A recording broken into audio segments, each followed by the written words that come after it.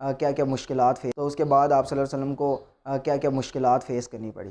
جب آپ صلی اللہ علیہ وسلم طائف سے واپس آ گئے اس کے بعد آپ صلی اللہ علیہ وسلم نے دعوت دینا سٹارٹ کی.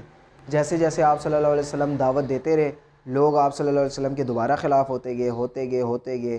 پھر آپ صلی اللہ علیہ وسلم نے اللہ تعالیٰ سے جو مدد کی دعا مانگی. آپ صلی اللہ علیہ وسلم نے کہا کہ یہ لوگ میرے بہت خلاف ہو گئے.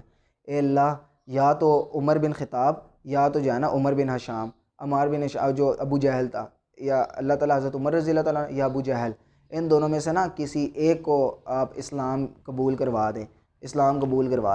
ہوا کچھ ایسا کہ اللہ تعالیٰ نے حضرت عمر رضی اللہ تعالیٰ کو اسلام قبول کروا دیا. ان کی اسلام کی قبولیت کا واقعہ بھی ایک ایسا ہے کہ دارالندوہ میں اجلاس ہو رہا تھا تو تمام کے تمام کوئی مشرک کہہ رہا تھا کہ میرا بیٹا مسلمان ہو گیا, کوئی کہہ رہا تھا میرا بھائی مسلمان ہو گیا. لوگ نا شکایتیں کر رہے تھے کہ ہمارے گھروں میں نعوذ باللہ آپ صلی اللہ علیہ وسلم نے لڑائیاں جھگڑے کروانا سٹارٹ کر دیے ہیں. آپ صلی اللہ علیہ وسلم کے پاس کوئی ایسی جادوئی شکتی ہے کہ آپ صلی اللہ علیہ وسلم جس کو دعوت دیتے ہیں پھر وہ مسلمان ہو جاتا ہے اور اس کے بعد ان گھر میں لڑائیاں سٹارٹ ہو جاتی ہیں, ان گھر کا سکون برباد ہو جاتا ہے. تو حضرت عمر رضی اللہ تعالیٰ عنہ کو یہ سن کر بہت برا لگا. حضرت عمر رضی اللہ عنہ کو کہا کہ انہوں نے پورے مکے کا سکون برباد کر دیا, میں ان کو نعوذ باللہ ایک ہی منٹ میں ختم کر کے واپس آتا ہوں. تو انہوں نے ننگی تلوار لی اور ننگی تلوار لے کے نا آپ صلی اللہ علیہ وسلم کے گھر کی طرف جا رہے تھے. اس ٹائم اگر کسی بندے کی تلوار ننگی ہوتی تھی نا تو لوگ سمجھ جاتے تھے کہ یار یہ کسی کو قتل کرنے جا رہا ہے. تو ساتھ میں حضرت جا رہے تھے تو ایک صحابی ملے, انہوں نے کہا کہ آپ کہاں جا رہے ہیں؟ تو حضرت عمر رضی اللہ عنہ نے کہا کہ نعوذ باللہ میں محمد صلی اللہ علیہ وسلم کو قتل کرنے جا رہا ہوں. تو انہوں نے کہا کہ جاؤ پہلے اپنے گھر کی خبر تو لو, اس کے بعد آپ صلی اللہ علیہ وسلم کو قتل کرنا. تو اس نے حضرت عمر رضی اللہ عنہ کو جلال آ گیا کہ کیا کہہ رہے ہو؟ ان کو کہا کہ جاؤ تمہاری بہن مسلمان ہوگی, پہلے ان کو جا کے منع کرو. حضرت عمر رضی اللہ عنہ نے یہ سننا تھا, غصے میں گھر آئے, دروازہ توڑا. اس ٹائم نا ان کی بہن اور ان کا جو میاں تھا نا وہ قرآن مجید سیکھ رہے تھے تھوڑا سا. تو انہوں نے جلدی سے ایک پیج پہ قرآن مجید لکھا ہوا تھا, اسے جلدی سے چھپایا, دروازہ کھولا, مطلب توڑ رہے تھے. حضرت عمر اتنی لاتیں مار رہے تھے. تو انہوں نے توڑنے کے بعد اندر آئے تو حضرت عمر رضی اللہ عنہ اپنی بہن کو پکڑ کو کہا کہ کیا پاڑے تھے؟ انہوں نے کہا کچھ نہیں پاڑے تھے. حضرت عمر رضی اللہ عنہ ان کو چپیڑے مارنا سٹارٹ کر دی, ان کو مارا, ان کو پیٹا, مارتے نا. اس سے پہلے نا عورتیں مردوں سے صحیح ڈرتی ہوتی تھیں. مردیں مطلب ایک چن بھی نہیں کر سکتی تھی. مرد ان کو مارتے کچھ بھی نہیں کہہ سکتے. پہلی بار حضرت عمر رضی اللہ عنہ کی جو بہن تھی وہ بولی, اے عمر تو کیا سمجھتا ہے کہ تو مجھے مارے گا اور ہم اسلام چھوڑ دیں گے؟ ہم کبھی بھی محمد صلی اللہ علیہ وسلم کا دین کبھی بھی نہیں چھوڑیں گے. تم جو مرضی کر سکتا ہے کر لے, میری جان چلی جائے لیکن میں دین نہیں چھوڑوں گی. یہ بات حضرت عمر رضی اللہ عنہ نے سننا تھا, ایک دم پریشان ہو گئے کہ یار عورت میرے خلاف بولی ہے, عورت کو اتنا حق ہے وہ میرے خلاف. تو پھر حضرت عمر رضی اللہ عنہ جب مارتے بہت تھک گیا نا, پھر جا کے کنارے میں بیٹھ گئے سکون سے جو ہے نا. جب آپ عمر رضی اللہ تعالیٰ ان کے گھر آ رہے تھے نا تو انہوں نے باہر کچھ آیتوں کی تلاوت سن لی تھی. تو انہوں نے پھر تھوڑی دیر کے بعد کہا کہ اپنی بہن کو کہا کہ تم کیا پڑھ رہے تھے, مجھے بھی سناؤ, میں بھی ذرا دیکھوں کہ یار یہ نعوذ باللہ محمد صلی اللہ علیہ وسلم کا دین کیسا ہے کہ جس کو سننے کے بعد لوگ مسلمان ہو جاتے ہیں. میں بھی دیکھوں یہ کیسا دین ہے, مجھے دکھاؤ. تو حضرت عمر رضی اللہ کی بہن نے کہا کہ یار اس کو ناپاک لوگ چھو نہیں سکتے. پھر اس کے بعد انہوں نے کیا کہا, ناپاک لوگ چھو نہیں سکتے. انہوں نے کہا کہ پہلے وضو کر کے آؤ. ان کو وضو کروایا. وضو کروانے کے بعد حضرت عمر رضی اللہ تعالیٰ نے اسی طرح جب وہ سنا تو اس کے بعد اتنا امپریس ہوئے اگلے دن جمعے کی نماز میں آپ صلی اللہ علیہ وسلم کو کہا کہ اسلام قبول کر لیا. جیسے ہی اسلام قبول کیا نا حضرت عمر رضی اللہ عنہ, اسی سال نا آپ صلی اللہ علیہ وسلم پہ بڑی تکلیف آئی تھی. یعنی 6 ہجری تھی. 6 ہجری میں آپ صلی اللہ علیہ وسلم پہ نا جو ہے نا بڑی تکلیفیں آئی تھی. اس سے پہلے کیا ہوا تھا کہ آپ صلی اللہ علیہ وسلم نا ایک باری خانہ کعبہ کے ارد گرد نا, اس سے پہلے نا آپ صلی اللہ علیہ وسلم پہ وہ معراج کا واقعہ ہو چکا تھا. تو وہ معراج کے واقعے پہ بھی نا لوگ بڑی جو ہے نا وہ اڑا رہے تھے, مذاق اڑا رہے تھے کہ نعوذ باللہ آپ صلی اللہ علیہ وسلم کہتے ہیں کہ میں ایک ہی رات میں یہاں سے فلسطین چلا گیا. حالانکہ فلسطین جانے کا سفر ہی 5 مہینوں کا ہے. اس کے بعد میں آسمانوں پہ چلا گیا. اس کے بعد میں نے اللہ سے ملاقات کی. اس کے بعد میں واپس آ گیا, اور واپس آنے کے بعد پھر میں مکہ میں دوبارہ آیا, اور مکہ واپس آیا, اور صرف جو ہے نا اس ٹائم میں نے جو گھنٹی بج رہی تھی اور جو میرے کو مطلب وہ جو گھنٹی باجی تھی وہ اسی ٹائم باج رہی تھی. یعنی آپ صلی اللہ علیہ وسلم کہہ رہے تھے کہ مطلب میں 5 سیکنڈ کے اندر مکہ فلسطین بھی چلا گیا, وہاں پہ نماز بھی پڑھائی, نماز پڑھانے کے آسمان پہ بھی چلا گیا, اللہ سے ملاقات بھی کی, جنت اور جہنم کی سیر بھی کی, اس کے واپس آ گیا. یعنی مطلب ذہن تصور نہیں کر سکتا تھا ان کا. اور وہ آپ صلی اللہ علیہ وسلم کا بار بار مذاق اڑاتے تھے معراج کے موقع پر. آپ صلی اللہ علیہ وسلم پہ نماز تو فرض ہو چکی تھی, لیکن آپ صلی اللہ علیہ وسلم پہ صحابہ تو یقین کرتے تھے. صحابہ کہتے تھے آپ صلی اللہ علیہ وسلم جو کہہ رہے ہیں وہ سچ کہہ رہے ہیں. حضرت ابوبکر صدیق رضی اللہ عنہ کے پاس بھی ایک بندہ بھاگتا ہے, ان کو کہا کہ اے ابوبکر تمہارا جو دوست ہے محمد صلی اللہ علیہ وسلم وہ کہہ رہا ہے کہ میں معراج میں گیا, میں آسمانوں پہ گیا ہوں, اور وہ بھی جو ہے نا ایک ہی رات کے اندر. تو کیا یہ سچ ہے؟ اب تو جھوٹ بول رہا ہے نا نعوذ باللہ. اب تو تم اس کی بات پہ یقین نہ کرو نا. تم تو کہتے ہو وہ ساری باتیں سچی کرتا ہے, کیا یہ بات سچ ہو سکتی ہے؟ خود سوچو, کوئی ایک بندہ ایک آسمان پہ جا سکتا ہے ایک رات کے اندر؟ اور کوئی اڑنے والی چیز بھی نہیں ہو. پرندے تھوڑی ہیں ہم کہ آسمان پہ چلے جائیں گے, پرندے نہیں جا سکتے تو یہ کیسے چلے گا. حضرت ابوبکر صدیق رضی اللہ عنہ نے اسی ٹائم کہا کہ اگر وہ کہہ رہے ہیں تو یہ سچ ہی کہہ رہے ہو, اگر یہ انہوں نے اپنی زبان سے کہا تو یہ سچ کہہ رہے ہو. تو مسلمان تو مانتے تھے, صحابہ مانتے تھے, لیکن کافر نہیں مانتے تھے. تو چونکہ نماز فرض ہو چکی تھی, لیکن اس کے باوجود مسلمان کیا کرتے تھے, نماز چھپ چھپ کے پڑھتے تھے. کوئی مسلمان نماز نہیں پڑھ سکتا تھا. اگر کوئی مسلمانوں کو نماز پڑھتا ہوا دیکھ لیتے تھے نا, تو اس پہ اتنی تکلیفیں ہوتی تھی کہ کوئی ٹالیریٹ نہیں کر سکتا تھا.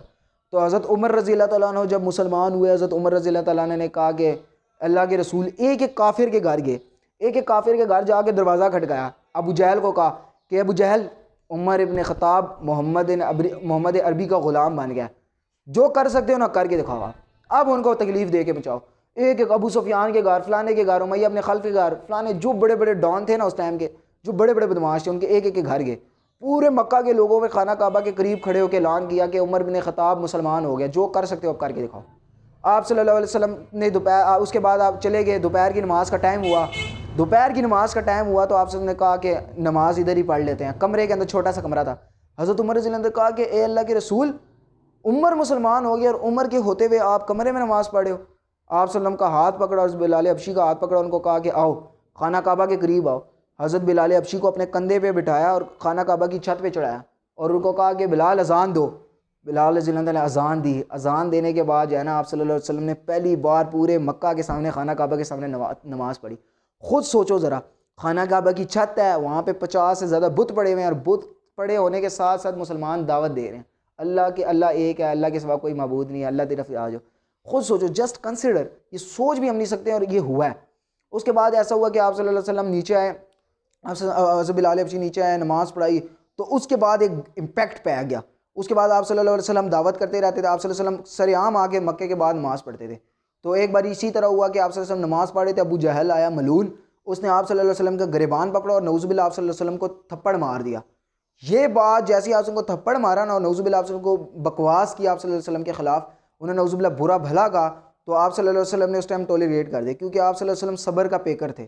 تو یہ باتیں نا آپ صلی اللہ علیہ وسلم کے چچا حضرت حمزہ رضی اللہ عنہ کا لوگوں نے بتا دی, اور کہا کہ نعوذ باللہ تیرے بھتیجے کی اس طرح بےزتی کی ہے. اس ٹائم نا قریش بہت بڑا عظیم خاندان تھا, کوئی ان کی طرف آنکھ اٹھا کے نہیں دیکھ سکتا تھا. تو وہ حضرت حمزہ رضی اللہ عنہ کو پتہ لگا کہ یار انہوں نے اس طرح میرے بھتیجے کی بےزتی کیا. حضرت حمزہ رضی اللہ تعالیٰ اسی ٹائم اٹھے, تمام کے تمام لوگوں کے سامنے گئے, ابو جہل کو پکڑ کے اسی طرح چڑھ ماری, اور اسی طرح لات دے کے دھکا دے کے کہا کہ تو نے اگر آج کے بعد میرے بھتیجے کو ہاتھ لگایا نا, تیرے ہاتھوں کو جو ہے نا میں کھینچ کے باہر نکال دوں گا. اتنی بڑی دھمکی دی. ابو جہل بھی ڈر کے, کیونکہ حضرت حمزہ رضی اللہ عنہ تک یہ خوف ہوتا تھا. حضرت حمزہ رضی اللہ تعالیٰ بہت بہادر تھے, بہت زیادہ بہادر تھے. اب جب یہ ہوا نا, پھر اس کے بعد حضرت حمزہ رضی اللہ تعالیٰ گئے آپ صلی اللہ علیہ وسلم کو کہا کہ میں بھی آپ مسلمان ہونا چاہتا ہوں. میرے بھانجے مجھے تم پہ پہلے یقین, بھتیجے مجھے پہ تمہیں پہلے یقین تھا, مجھے یقین تھا, لیکن میں صرف کنسیڈر کر رہا تھا. حضرت حمزہ رضی اللہ تعالیٰ اس سے پہلے نا کسی جنگلوں میں چلے گئے تھے, جنگلوں میں رہتے تھے, کیونکہ وہ برداشت نہیں کر سکتے کوئی اسی طرح میرے بھتیجے کو برا بلا کہے, کیونکہ انہیں آپ صلی اللہ علیہ وسلم سے بہت زیادہ پیار تھا. لیکن وہ اپنے بھگوانوں کو بھی نہیں چھوڑ سکتے تھے. لیکن جیسے ہی جنگلوں میں وہ اکیلا رہ رہے تھے, اس ٹائم سوچتے ان کو شاید احساس ہو گیا ہو, اللہ تعالیٰ نے نور دے دیا ہو, تو وہ آپ صلی اللہ علیہ وسلم کے پاس ہے, آپ ان کو کہا کہ دعوت قبول کرنی, آپ صلی اللہ علیہ وسلم سے اسلام قبول کروا لیا. جیسے آپ اس کے بعد مسلمان جو ہے نا ایسے شیر بن گئے. اس کے بعد مسلمان سرعام دعوت دیتے تھے, کبھی اس کو دعوت, کبھی اس کو دعوت, لوگ جوگ مسلمان ہونا سٹارٹ ہو گئے. اس سے پہلے نا حضرت عمر رضی اللہ عنہ, حضرت حمزہ رضی اللہ سے پہلے نا تقریباً 30 لوگ یا 35 لوگ مشکل سے مسلمان ہوئے تھے. اس کے بعد آہستہ آہستہ 150 200 ہو گئے, مطلب بہت زیادہ لوگ مسلمان ہونا سٹارٹ ہو گئے نا. تو انہوں نے کیا کیا, انہوں نے کہا کہ اب آپ صلی اللہ علیہ وسلم کو روکنا مشکل کام ہے, کیونکہ اب آپ سے پاور بہت زیادہ ہو گیا. حضرت عمر رضی اللہ تعالیٰ بھی ڈنکے کی چوٹ پہ, حضرت حمزہ رضی اللہ تعالیٰ بھی ہے, کوئی آپ صلی اللہ علیہ وسلم کو نعوذ باللہ نقصان بھی نہیں پہنچا سکتا. پھر انہوں نے کیا کہا, انہوں نے کہا اب ہم ایسا کام کرتے ہیں نا, ان سے قطع تعلق کر لیتے ہیں, ان سے جو ہے نا مطلب نہ لین دین کریں گے, نہ کچھ کریں گے, نہ ان کو رشتہ دیں گے, نہ ان سے رشتہ لیں گے, نہ کوئی ان کو کوئی سامان بھیجے گا, نہ ہم سامان لیں گے. تو اس ایز اے ریزلٹ کیا ہوا جی, مسلمانوں کو اکیلا کر دیا گیا. شیب ابی طالب جس کو کہا گیا, حضرت ابو طالب رضی اللہ عنہ, حضرت ابو طالب کی نا ایک غار ہوتا تھا, اس غار کے اندر حضرت ابو طالب کی ایک گھاٹی تھی جس کو شیب ابی طالب کہتے تھے. حضرت ابو طالب ان کو تمام کے تمام قریش کو وہاں پہ لے گئے. 3 سال تک مسلمانوں نے اتنی تکلیفیں برداشت کی جس کا کوئی تصور ہی نہیں ہے. یعنی مسلمان درخت کے پتے تک کھاتے تھے, اتنی تکلیفیں انہوں نے برداشت کی ہیں. لیکن اس کے باوجود آہستہ آہستہ مسلمان جو ہے نا اسٹرگلر ہوتے گئے. مسلمانوں کے سامنے جب ان کے بچے روتے تھے نا, باہر وہ بیٹھ کے مرغے کھا رہے ہوتے تھے, باہر بکرے کے گوشت کھا رہے ہوتے تھے, اور مسلمانوں کو یوں دکھا رہے ہوتے تھے کہ ایک باری جو ہے نا صرف کلمہ پڑھ لو اور ہماری طرف کلمہ چھوڑ دو ہماری طرف آ جاؤ، تمام کی تمام آسائشیں تمہاری، ہم تمہیں گھر بھی دیں گے، ہم تمہیں یہ بھی دیں گے، ہم تمہیں یہ بھی دیں گے، ہمیں تمہیں اچھی لونڈیاں بھی دیں گے، مطلب جس طرح اونٹ بھی دیں گے، ہر قسم کی دعوت، ہر قسم کی جو ہے نا ان کو آرائش اور آرام دینے کی کوشش کرتے تھے، لیکن اس کے باوجود وہ ان کی باتیں تو نہیں مانتے تھے۔ پھر ہوا کچھ ایسا کہ آپ صلی اللہ علیہ وسلم نے جنہوں نے معاہدہ کیا ہوا تھا نا، وہ معاہدہ انہوں نے ایک صندوق میں بند کر کے نا خانہ کعبہ کی دیوار کے ساتھ لٹکایا ہوا تھا۔ تو آپ صلی اللہ علیہ وسلم نے حضرت ابو طالب کو کہا کہ جاؤ جی، مجھے اللہ تعالیٰ کی طرف سے وہی آئی ہے کہ وہ جو انہوں نے معاہدہ لکھا ہوا ہے وہ دیمک کھا گیا اور صرف اللہ کا نام بچا ہوا ہے۔ تو حضرت ابو طالب گئے، ان کو باہر بلایا، سب کو کہا، ان کو کہا کہ میرا بھتیجا مجھے کہہ رہا ہے کہ یہ جو تم نے معاہدہ لکھ کے صندوق میں لگایا ہوا ہے، اس کو تمام کے تمام معاہدے کو دیمک کھا گیا اور صرف اللہ کا نام بچا ہے۔ اگر یہ میرا بھتیجا صحیح کہہ رہا ہے تو آپ تمام کے تمام لوگوں کو ہمارے ساتھ یہ سوشل بائیکاٹ ختم کرنا ہوگا، اور اگر میرا بھتیجا جھوٹ بول رہا ہے تو نعوذ باللہ میں خود پکڑ کے انہیں آپ کے حوالے کر دوں گا، آپ نے جو کرنا ہے ان کے ساتھ کر لیجئے، قتل کرنا ہے قتل کر دو، جو کرنا ہے کر لو۔ انہوں نے کہا ٹھیک ہے۔ آپ صلی اللہ علیہ وسلم جیسے ہی جو ہے نا صندوق کھولا گیا تو اس میں واقعی تمام کی تمام دیمک کھا گئی، صرف اللہ کا نام تھا۔ اس کے بعد یہ معاہدہ کینسل ہو گیا۔ اس کے بعد آپ صلی اللہ علیہ وسلم دوبارہ دعوت دینا سٹارٹ کی، کرتے کرتے انہوں نے پھر آپ کے دشمن بن گئے۔ پھر انہوں نے کیا کیا، دار الندوہ میں ایک بہت بڑا اجلاس بلایا اور کہا کہ اس بار آپ صلی اللہ علیہ وسلم کو نعوذ باللہ قتل کریں گے، بس اب راستے سے ہٹانا ہے۔ اس سے پہلے آپ صلی اللہ علیہ وسلم نے کیا کیا ہوا تھا کہ حبشہ کی طرف بھی مسلمانوں کو بھیج دیا تھا اور مدینہ کی طرف بھی مسلمانوں کو بھیج دیا تھا، وہاں پہ بھی بہت زیادہ لوگ مسلمان ہو چکے تھے۔ تو آہستہ آہستہ ان کو یہی ڈر تھا کہ یار حبشہ کی طرف بھی لوگ مسلمان ہو رہے ہیں، مدینہ کی طرف بھی لوگ مسلمان ہو رہے ہیں، چونکہ ہماری طرف حج کرنے لوگ آتے ہیں تو پھر حج کرنے ہی لوگ نہیں آئیں گے، لوگ کہیں گے کہ ان کے گھر میں سے ہی نعوذ باللہ غدار پیدا ہو گیا، لوگ کہیں گے کہ یار کیا ہو گیا، مطلب اپنے گھر والے لوگ جو ہے نا وہ دعوت دے رہے ہیں، اپنے بھگوانوں کو برا بھلا کہہ رہے ہیں، یہ کیسے لوگ ہیں ہمارے۔ ان کو فائنینشیل ایشوز تھے، یعنی ہمیں جو ہے نا مالی نقصان ہو جائے گا، کیونکہ جب حج کے لیے لوگ آتے تھے ان کو بہت زیادہ پروفٹ ہوتا تھا، بہت زیادہ، تو ان کو فائنینشیل ایشوز کی پڑی ہوئی تھی۔ تو ہوا کچھ ایسا کہ آپ صلی اللہ علیہ وسلم نے پہلے ہی مدینہ کی طرف لوگوں کو بھجوا دیا تھا، وہاں پہ بھی آہستہ آہستہ تھوڑے لوگ مسلمان ہو چکے تھے۔ اب آپ صلی اللہ علیہ وسلم کو جب انہوں نے یہ قتل کا منصوبہ بنایا نا تو اللہ تعالیٰ نے پہلے وہی بتا دی تھی۔ اب ابو جہل نے تمام کے لوگوں کو جمع کیا، کسی نے کہا نعوذ باللہ آپ صلی اللہ علیہ وسلم کو ایک گھر میں بند کر دیتے ہیں، کنڈی لگا دیتے ہیں، آپ صلی اللہ علیہ وسلم کو مطلب بیڑیوں سے باندھ دیتے ہیں، زنجیروں سے، آپ صلی اللہ علیہ وسلم نعوذ باللہ بھوکے پیاسے وہیں پہ شہید ہو جائیں گے۔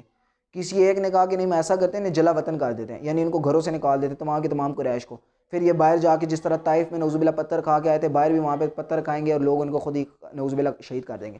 تیسرے نے کہا کہ ابو جہل نے کہا نہیں نہیں نہیں، ہم آنکھوں کے سامنے انہیں شہید ہوتے ہوئے دیکھنا چاہتے ہیں۔ ابو جہل نے کہا ہم ایسا کام کریں گے، تمام کے تمام قبیلوں میں جو سب سے بہادر لوگ ہیں نا، یعنی جو 100 بندوں سے اکیلا لڑ سکتے ہیں، ہم تمام کے تمام بندے اکٹھے ہوں گے، رات کے ٹائم ان کے گھر کو گھیر لیں گے اور جیسے ہی وہ صبح فجر کی نماز پڑھنے نکلیں گے نعوذ باللہ تمام کے تمام لوگ انہیں قتل کر دیں گے۔ اس طرح کیا ہوگا کہ ان کا خون تمام کے تمام قبیلوں میں بڑھ جائے گا اور قریش اکیلا تمام قبیلوں کا مقابلہ بھی نہیں کر پائے گا، یعنی اگر قریش لڑنا چاہے گا تو کس سے لڑے گا، ایک سے لڑے گا، دو سے، تین سے، تو ہم تو لڑنے ہی نہیں دیں گے۔ اور اینڈ میں کیا ہوگا کہ ہم کہیں گے چلو جی ہم سے غلطی ہوگی اور خون بہا لے لو، یعنی 70 اونٹ کے جتنے پیسے بنتے ہیں نا، خون بہا 70 اونٹ ہوتا ہے، ہم 70 اونٹ کے ان کو پیسے دے دیں گے یا 70 اونٹ دے دیں گے، اس کے بعد بات ختم ہو جائے گی۔ تمام کے تمام لوگوں کو یہ ترکیب پسند آئی، انہوں نے جا کے آپ کے گھر کو گھیر لیا۔ رات کے ٹائم ان کا عرب کا یہ دستور ہوتا تھا کہ کسی کے گھر میں نا بغیر پردے کے گھستے نہیں تھے جب تک اجازت نہیں ملتی تھی، تو وہ گھر کے باہر ہی کھڑے رہے۔ آپ صلی اللہ علیہ وسلم کو پتہ تھا کہ آپ صلی اللہ علیہ وسلم نے حضرت بکر صدیق کو پہلے ہی بتا دیا تھا، حضرت علی کو لٹایا، باہر نکلے، آپ صلی اللہ علیہ وسلم نے خانہ کعبہ کے باہر گئے، دعا مانگی کہ اے اللہ یہ لوگ جو ہے نا مجھے یہاں پہ رہنے نہیں دیتے، مکہ کو کہا کہ مکہ تجھے بہت عزیز ہے لیکن تیرے لوگ مجھے یہاں پہ رہنے نہیں دیتے۔ پھر اس کے بعد آپ صلی اللہ علیہ وسلم نکلے، اسی طرح جو ہے نا پھر آپ صلی اللہ علیہ وسلم مدینے پہنچے۔ یہ چونکہ اسٹوری ہر کسی نے بچپن سے سنتے ہوئے آ رہے اس لیے میں تیز تیز سنا رہا ہوں۔ اب آتی ہے غزوہ سورۃ الانفال کی اصل سٹوری۔ اب آپ صلی اللہ علیہ وسلم مدینے پہنچ گئے، مدینے پہنچنے کے بعد آپ صلی اللہ علیہ وسلم نے کیا کیا، مدینے میں رہنا سٹارٹ کر دیا، مدینے کے لوگوں کو بھائی بنا دیا، مدینے کے لوگوں کو سٹرگل کرنا سکھا دی۔ جب مدینے کے لوگوں کو بھائی بنا دیا، مہاجرین اور انصار دونوں بھائی بن گئے، تو اس کے بعد جو ہے نا اگر ایک مہاجر کے 2 گھر، انصار کے 2 گھر ہوتے تھے، وہ ایک گھر مہاجر بھائی کو دے دیتا تھا، خود رکھ لیتا تھا۔ اتنی زیادہ ان میں دوستی کروا دی، مواخات بنوا دیا۔ تو اس کے بعد مسلمانوں کے لیے ایک ریاست مدینہ بنائی، جس کا جو ہے نا آج کل پرائم منسٹر عمران خان بار بار ذکر کرتے رہتے ہیں کہ ہم ریاست مدینہ بنائیں گے۔ یعنی آپ صلی اللہ علیہ وسلم نے ایک اصول بنائے، آپ صلی اللہ علیہ وسلم نے سزائیں مقرر کی کہ جو چوری کرے گا اس کا ہاتھ کاٹ دیا جائے گا، جو یہ کام کرے گا اس کے ساتھ یہ سزا ہوگی، یعنی ایک پراپر ریاست۔ غریبوں کے لیے جو ہے نا ایک کھانا تقسیم کرنے والا سسٹم بنوا دیا، یتیموں کے لیے جو ہے نا بیت المال بیت المال تو اس ٹائم نہیں ہوتا تھا، یعنی وظیفہ مقرر کروا دیا، زکوٰۃ کے ایک پراپر سسٹم بنوا دیا۔ تو یعنی آپ صلی اللہ علیہ وسلم نے ایک ریاست مدینہ بنائی فلاح اور بہبود کے لیے۔ اس کے بعد ہوا کچھ ایسا نا کہ ابو سفیان گیا ہوا تھا شام جو ہے نا تجارتی قافلہ تھا تو وہاں پہ گیا ہوا تھا۔ اب میں آتا ہوں اصل سورۃ الانفال کی طرف۔ اب یہ تھا ہمارے پاس شام، یعنی ہمارے پاس یہ سیریا ہے، درمیان میں تھا مدینہ اور یہ تھا ہمارے پاس مکہ، یہ مکہ تھا۔ اب ابو سفیان گیا ہوا تھا سیریا، یہاں پہ شام، یہاں پہ تجارتی قافلے کے ساتھ گیا ہوا تھا اور تجارتی قافلہ لے کے آ رہا تھا۔ اب ہوا کچھ ایسا کہ اسے جو ہے نا سیریا سے مکہ جانے کے لیے، چونکہ مکہ میں لوگ تھے، مدینے کے اندر سے گزر کے جانا تھا اور اس کے بعد مکہ جانا تھا۔ اب ابو سفیان نے سوچا کہ یار اگر میں مدینے سے گزر کے جاؤں گا تو مسلمانوں کو تو ہم نے بڑی پرابلمز دی ہوئی ہیں، مسلمان تو ہمیں چھوڑیں گے نہیں، چونکہ مسلمانوں کو نا گھروں سے نکال دیا تھا لوگوں، مسلمانوں کی جائیدادیں، گھر، تمام چیزیں لوٹنا سٹارٹ ہو گئی تھی۔ تو مسلمان یہاں پہ کیا کرتے تھے، اس سے پہلے بھی جو ہے نا جیسے ہی چھوٹا موٹا قافلہ کافروں کا نظر آتا تھا اسے لوٹ لیتے تھے، یعنی ان سے لوٹ کے سامان لے لیتے تھے، تو اس کے بعد اپنے یوز کے لیے سامان یوز کرتے تھے۔ تو ابو سفیان کو پہلے سے اندازہ ہوگا کہ یار یہ تو پہلے سے ایسا کام کرتے ہیں اور میرے پاس اتنا زیادہ سامان ہے۔ یہ لوگ کیا کام کرتے تھے، 6 مہینے جو ہے نا مکے میں جو سامان ہوتا تھا وہ جا کے سیریا بیچ کے آتے تھے ارد گرد، اور بڑا منافع کماتے تھے، اور پھر جو ہے نا جو سامان سیریا میں ملتا تھا، شام میں، مکے میں نہیں ملتا تھا، وہ سامان لے کے یہاں پہ مکہ آتے تھے اور مکہ میں بیچتے تھے، یعنی ان کو ڈبل پروفٹ ہوتا تھا۔ تو اب انہوں نے کہا کہ ہمارے پاس تو اتنے پیسے ہیں اور اس کے بعد اتنا زیادہ مال ہے، اور اگر ہم مدینے سے گزر کے جائیں گے مکہ تو ہمیں جو ہے نا پرابلم کریٹ ہو سکتی ہے، مسلمان ہم سے مال لوٹ سکتے ہیں۔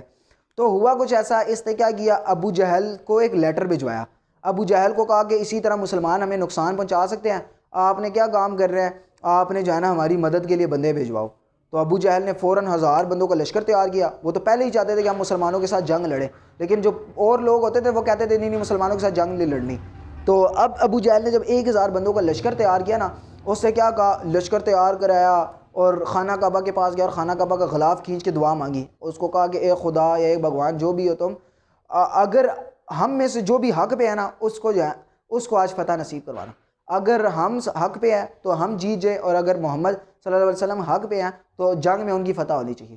اب وہ وہاں سے نکل آئے، مسلمانوں کو پتہ بھی نہیں تھا کہ یار یہ تو ہمارے سے لڑنے آ رہے ہیں۔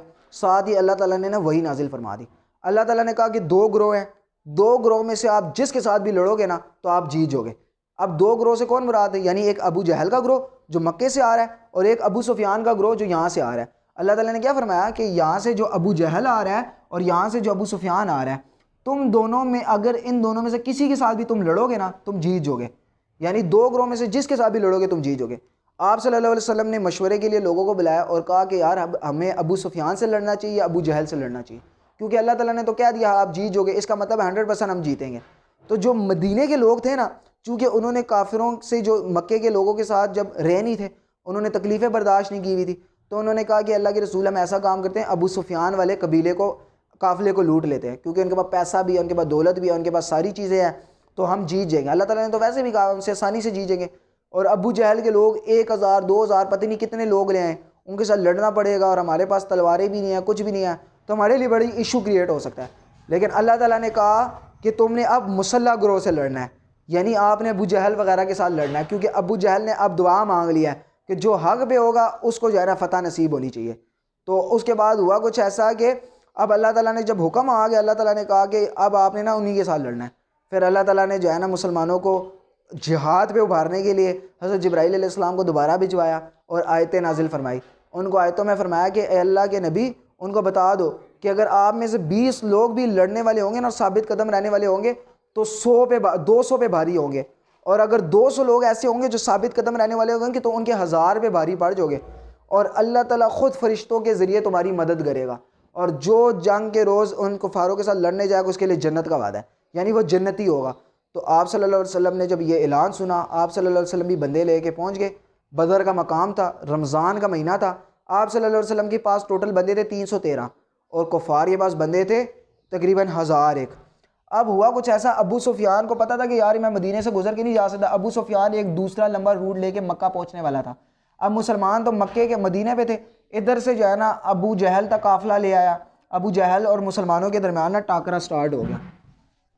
ابو جہل کا قافلہ، یہ ابو جہل کا قافلہ یہ مکہ ہے اور یہ مدینہ تھا، بیچ میں آتا تھا بدر کا مقام، یہاں پہ ایک مقام تھا، مطلب ریگستان ٹائپ کا تھا بدر کا مقام، تو یہاں پہ پہنچ گئے۔ اب مسلمان جب پہنچے نا یہاں پہ تو مسلمانوں کو نا رہنے کے لیے نا تھوڑی سی اوپر سی جگہ ملی ہے، اور کافروں کو جو ہے نا نیچے والی، جو کافر پہلے سے جو نیچے والی جگہ تھی نا جہاں پہ ریت تھی، مٹی تھی، نرم نرم، کافر پہلے سے وہاں پہ قبضہ جما کے بیٹھ گئے، اور مسلمانوں کو اوپر جگہ ملی جہاں پہ ریت تھی، بجری تھی، پہاڑی ٹائپ کی تھی، وہاں پہ جگہ مل گئی، نیچے جو ہے نا ریگستان تھا۔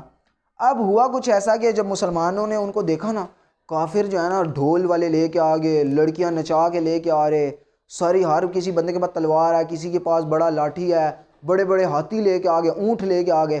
مسلمان بیچارے بہت زیادہ پریشان، کیونکہ مسلمانوں کے پاس صرف 6 تلواریں تھیں۔ 6 تلواریں کیا ہوتی ہیں؟ صرف 6 تلواریں تھیں، اور کسی کے پاس کوئی ڈنڈا تھا، کسی کے پاس لاٹھی تھی، کسی کے پاس لوہے کا راڈ، جس کو جو چیز مل گئی نا وہ اٹھا کے اپنے ساتھ لے آیا تھا، کیونکہ اللہ تعالیٰ نے کہا تھا کہ جو شخص اس جنگ میں جائے گا وہ جنتی ہوگا۔ تو مسلمان چاہتے تھے کہ یار ہم شہید ہوں، جو مرضی ہوں، وہ جنتی ہے۔ تو مسلمانوں کسی کے پاس لاٹھی ملی، ڈنڈا ملا، جو مرضی ملا نا وہ اٹھا کے لے آئے، اور ان کو یہ بھی پتا تھا کہ اللہ تعالیٰ نے ہمیں کہا ہے تم جیتو گے، تم جیتو گے۔ تو جب مسلمان مدینے میں تھوڑی جنگ کی تیاری کر بھی رہے ہوتے تھے نا، تو یہودی جو ارد گرد تھے وہ مسلمانوں کو کہتے تھے کہ ان کے دین نے ان کو مرض میں مبتلا کر کے رکھا ہوا ہے، ان کو کہتے ہیں کہ تم جیت جو گے، وہ تو اتنے زیادہ ہیں، اتنے زیادہ لوگ ہیں، ان سے یہ کیسے جیتیں گے، تو بڑا امپاسبل کام ہے، یہ تو جیت ہی نہیں سکتے ہیں۔ مسلمانوں کو جو ہے نا اس طرح کو وہ ڈیگریڈ کرنے کی کوشش کرتے تھے۔ اب ہوا کچھ ایسا کہ جب مسلمانوں کے پاس آپ صلی اللہ علیہ وسلم بدر کے مقام پہ پہنچ گئے، اور وہ بھی پہنچ گئے، تو میں نے آپ کو بتایا کہ مسلمانوں کو نا اوپر والی جگہ ملی ہے۔ جب اوپر والی جگہ ملی ہے نا، یہاں پہ مسلمان رہنا سٹارٹ ہو گئے، تو اللہ تعالیٰ نے نا مسلمانوں پہ نا خصوصی 4 انعامات نازل فرمائے۔ پہلے یہ کام ہوا کہ مسلمانوں کو نا رات کو نیند آ گئی۔ مسلمانوں کو جیسے ہی رات کو نیند آئی ہے نا، تو وہ پوری رات نا ان کا وہ جو ڈھول تماشا تھا وہ دیکھ نہیں پائے، یعنی ان سے گھبرا نہیں گئے کہ یار وہ تو اتنے خوش ہیں، ان کے پاس تلواریں ہیں، ان کے پاس ڈھول بجا رہے ہیں، لڑکیاں نچوا رہے ہیں، اور یہ کام کر رہے ہیں۔ مسلمان تو بڑے پریشان، ان کے پاس 6 تلواریں تھی، ڈنڈے لے کے آئے ہوئے تھے، جوتیاں بھی کسی نے نہیں پہنی ہوئی تھی، کسی کے کپڑے پھٹے ہوئے تھے، مطلب غریب سے لوگ تھے، سارے آئے ہوئے تھے۔ تو اب ہوا کچھ ایسا کہ مسلمان بڑے پریشان تھے، تو اللہ تعالیٰ نے پہلا انعام کیا نازل فرمایا؟ اللہ تعالیٰ نے ان پہ نیند طاری کر دی۔ یہ کوشچن آتا ہے اللہ تعالیٰ نے سورۃ الانفال میں مسلمانوں پر کس طرح کے انعامات کا ذکر کیا۔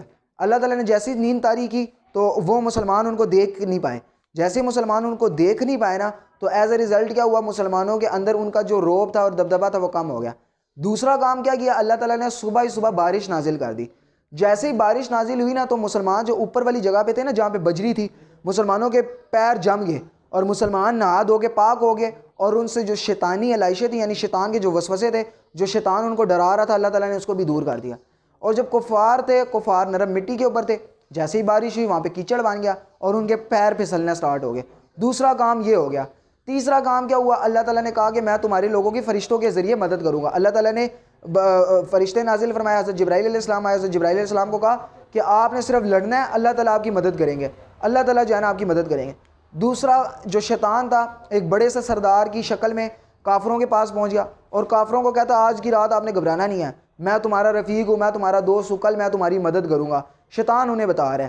اب ہوا کچھ ایسا کہ جب جیسے ہی دونوں صفیں آمنے سامنے ہوئی ہے، اللہ تعالیٰ نے قرآن مجید میں ارشاد فرمایا کہ اللہ تعالیٰ نے فرمایا کہ اے مومنو ثابت قدم رہنا، یعنی ڈر کے بھاگنا نہیں ہے۔ اللہ تعالیٰ نے فرمایا کہ اے مومنو، جو شخص جنگ کے روز پیٹھ پھیر کر بھاگے گا، یعنی اگر ڈر کے بھاگ جائے گا، تو اللہ تعالیٰ اسے شدید عذاب دے گا اور اسے جہنم میں ڈال دے گا۔ پہلے ہی اللہ تعالیٰ نے بتا دیا۔ اللہ تعالیٰ نے کہا کہ اگر بھاگنا ہے نا تو اسی صورت میں بھاگنا ہے کہ کسی جنگ کی تدبیر کے صورت میں، یعنی ایک بندہ آپ آگے چلتے چلتے بہت آگے نکل گئے ہو، اب آپ پیچھے آنا چاہتے ہو تاکہ دوبارہ اٹیک کرو، تب آپ پیچھے آ سکتے ہو، ورنہ ایک باری جب آپ جنگ میں آگے نکل گئے دوبارہ پیچھے آنے کا سوچنا بھی نہیں، کیونکہ آپ کے لیے یا تو جنت ہے یا تو جہنم ہے۔ تو اگر آپ پیچھے آ گئے تو جہنم ہے، اور آگے چلے گئے شہید ہو گئے تو آپ کے لیے جنت ہے۔ تو یہ تمام کے تمام آپ صلی اللہ علیہ وسلم نے پہلے فرما دی۔ جب آپ صلی اللہ علیہ وسلم صبح نکلے، دونوں کی فوجیں آمنے سامنے ہوئی، آپ صلی اللہ علیہ وسلم نے اللہ تعالیٰ سے دعا مانگی اور ایک کنکری اٹھا کے ان کی طرف پھینکی۔ جیسے کنکریاں اٹھا کے پھینکی نا، تو ایک ایک کنکری جو ہے نا تمام کے تمام کافروں کے آنکھوں کے اندر چلی گئی، اور ان کی آنکھوں میں ایک روب بیٹھ گیا آپ صلی اللہ علیہ وسلم کا۔ آپ صلی اللہ علیہ وسلم نے ہاتھ اٹھا کے دعا مانگی، اے اللہ کے رسول، یہ لوگ جو ہے نا آپ کے جو دوست ہیں، آپ کے حبیب اور آپ کے جو ماننے والے ہیں، ان کو قتل کرنے آ جائے ہیں، اے اللہ پلیز ان کی مدد فرما، اگر آج آپ نے ان کی مدد نہ کی نا تو قیامت تک آپ کا نام لینے والا کوئی بھی نہیں رہے گا۔ تو آپ نے یہ دعا مانگی، اللہ تعالیٰ نے کیا فرمایا کہ فرشتوں کے ذریعے آپ سے ان کی مدد کرنا سٹارٹ کر دی۔ اب مسلمان اور کافر آمنے سامنے آئے، اور جب مسلمان اور کافر آمنے سامنے آئے نا، تو مسلمانوں نے پہلے تیر پھینکے ان پہ۔ جیسے ہی تیر پھینکے نا، ان کو پہلے پتہ ہی نہیں تھا، وہ پہلے آ کے لڑتے تھے، مسلمانوں نے تیر پھینکے، ان کے پہلی صفیں گرنا سٹارٹ ہوگی۔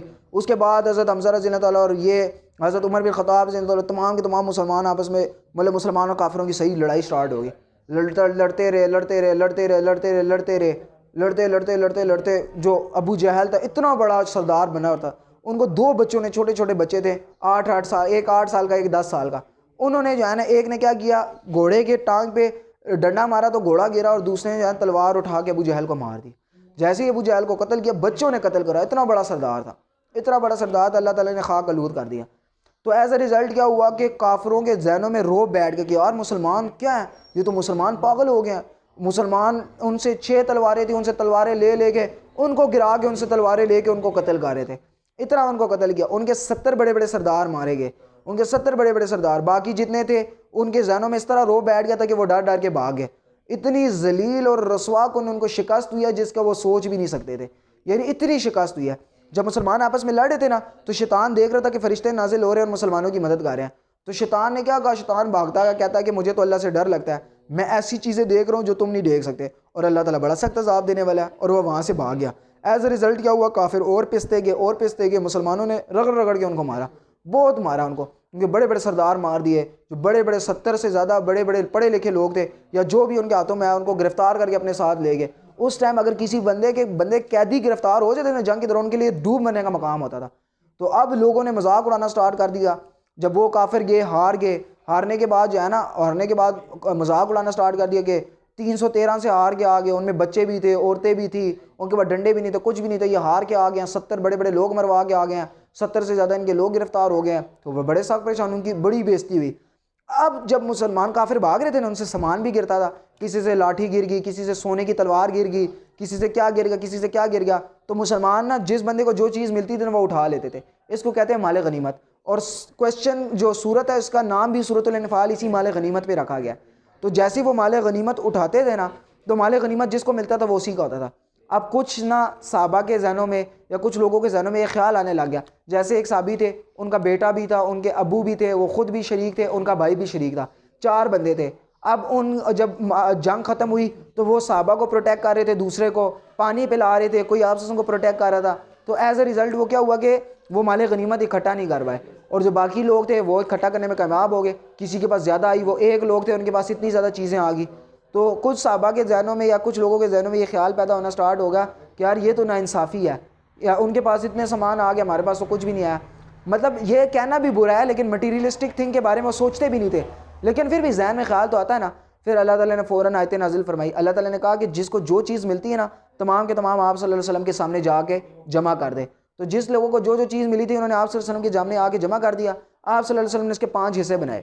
جس طرح قربانی کا گوشت ہوتا ہے نا, تمام ایک جگہ اکٹھا کر کے اس کے 3 حصے بنا لیتے ہیں, ایک خود کے لیے رکھتے ہیں, ایک رشتہ داروں کے لیے, غریبوں کے لیے. اسی طرح آپ صلی اللہ علیہ وسلم نے ایک حصہ سے علیحدہ کر لیا, اور جو باقی 4 حصے تھے نا وہ غریبوں, جو ان جنگ کے جہاد والے لوگ تھے ان میں بانٹ دیے, ایکولی بانٹ دیے. اور جو ایک حصہ تھا وہ غریبوں کے لیے, مسکینوں کے لیے, اپنے لیے, اور جو باہر سے مسافر آتے تھے ان کے لیے رکھ دیا کہ یار کوئی غریب ہوگا اس میں سے دے دیا جائے گا, یتیم ہوگا اس کو اس میں سے پیسے دے دیے جائیں گے. تو یہ جو ہے نا مال غنیمت اس طرح ڈسٹریبیوٹ ہوا. چونکہ اللہ تعالیٰ نے پہلی بار مال غنیمت کے بارے میں اس میں نازل فرمایا تھا, تو اسی لیے اسے سورۃ الانفال یعنی مال غنیمت کہا جاتا ہے. اس کے علاوہ اس صورت میں اللہ تعالیٰ نے اور بھی بہت ساری جو کوالٹیز بیان کی, مومنوں کی کوالٹیز بیان کی. اللہ تعالیٰ نے کہا کہ مومن تو وہ ہے جب اللہ کا ذکر کیا جاتا ہے. پہلی صورت ہے جس میں مومن کی کوالٹیز بیان کی گئی ہے, یعنی مسلمان کی ڈیفینیشن بیان کی گئی کہ مسلمان کون کون ہوتا ہے. اللہ تعالیٰ نے کہا کہ مومن وہ ہوتا ہے جب اللہ کا ذکر کیا جاتا ہے تو ان کے دل ڈر جاتے ہیں, جب اللہ کی آیتیں ان کو پڑھ کر سنائی جاتی ہے تو ان کا ایمان اور بھی بڑھ جاتا ہے, اللہ پر یقین رکھتے ہیں, نماز پڑھتے ہیں اور اللہ کی راہ میں خرچ کرتے ہیں. 5 کام اللہ تعالیٰ نے بتائے کہ جب اللہ تعالیٰ کا ذکر کیا جاتا ہے تو ان کے دل ڈر جاتے ہیں, اللہ کی آیتیں پڑھ کے سنائی جاتی ہیں تو ان کا ایمان بڑھ جاتا ہے, اللہ پر یقین کرتے ہیں, نماز پڑھتے ہیں اور زکوٰۃ دیتے ہیں, یعنی اللہ کی راہ میں خرچ کرتے ہیں. تو آج آپ دیکھ لو یہ 5 مومن کی نشانیاں یعنی مسلمان ہونے کی. اگر آج آپ کو کوئی کہہ دے نا کہ نماز پڑھنے آؤ, یعنی یہ اللہ کا حکم ہے, اللہ کی آیتیں پڑھ کے سنا رہا ہے, کیونکہ اللہ تعالیٰ نے قرآن مجید میں 82 ٹائمز کہا ہے کہ نماز پڑھو. تو اگر آپ کو کوئی کہہ دے نماز پڑھو اس کے باوجود آپ نہیں پڑھتے, اس کا مطلب یہ ہے کہ آپ اللہ تعالیٰ کی آیتیں سن کر ڈر نہیں رہے ہو. اگر آپ اللہ کی آیتیں سن کر ڈر نہیں رہے ہو تو خود سوچ لو آپ مومن ہو بھی یعنی. تو یہ اللہ تعالیٰ نے کوالٹیز بیان کی. اس کے علاوہ اللہ تعالیٰ نے کافر جو ہے نا اس کے بعد جو کافر پکڑے گئے تھے, آپ صلی اللہ علیہ وسلم نے مشورہ کیا کہ ان کے ساتھ اب کیا کرنا چاہیے. حضرت ابوبکر صدیق رضی اللہ عنہ نے مشورہ دیا کہ یار ان کو ایسا کام کرو کہ ان کو کہو کہ ہمارے جو ہے نا ایک بندہ 10 بچوں کو پڑھنا لکھنا سکھا دے. اگر سکھا دے تو ٹھیک ہے, نہ سکھائے تو ان کو کہو کہ پیسے دو, پیسے دے کے آزادی حاصل کر لو, ان کو قتل نہ کرو.